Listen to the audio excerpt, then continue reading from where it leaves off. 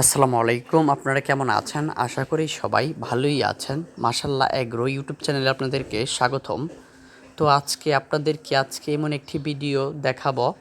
তো এটা হচ্ছে ভিডিও না। তো আমি যখন হাওরে আমাদের কিশোরগঞ্জ হাওরে যখন আমি ঘুরতে যাই তখন এই ফুটেজগুলো আমি তুলি।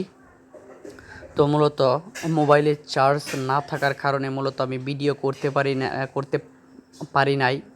আর আপনাদেরকেও দেখাতে পারলাম না সব হাওরের যে সুন্দর সুন্দর জায়গাগুলো আছে। তো কিন্তু আমি কয়েকটা পিকচার তুলেছিলাম যতটুকু চার্জ ছিল আমার মোবাইলে। তো এটাই আপনাদের মাঝে এখন শেয়ার করতেছি। তো দেখেন, আপনারা ফিল করেন, যারা শহর অঞ্চলে থাকেন তারা হাওরের যে ফিলটা এটা আপনারা পাবেন না। তো দেখেন, এখানে দুইজন লোক এই ধানের মুড়িগুলো খেটে তারা বাড়িতে নিয়ে যাচ্ছে। আর দেখেন উপরে সূর্যটা। আর দেখেন হাওরের যে মাঠের মধ্যে দেখেন অনেকগুলা ঘাস রয়েছে। তো একে হাওরের যে একটা ফিলিং, এটা হচ্ছে আপনারা শহর অঞ্চলে গিয়ে কোথায় পাবেন না। তো মূলত আমরা যখন ঘুরতে যাই তখন আমার মোবাইলে চার্জ না থাকার কারণে মূলত আমি আপনাদেরকে ভিডিওগুলা দেখাতে পারলাম না। তো যতটুকু চার্জ ছিল তো এর মধ্যেই আমি কয়েকটা ছবি তুলেছিলাম। এই ছবি দিয়ে আপনাদের মাঝে আজকে ভিডিওটি আমি শেয়ার করতেছি। তো দেখেন কত সুন্দর এই হাওরের যে নদীর সৌন্দর্য। আর হাওরের যে দেখেন গোয়াল ঘর ও গরুর ঘর, এবং এই ঘরে মানুষও থাকে।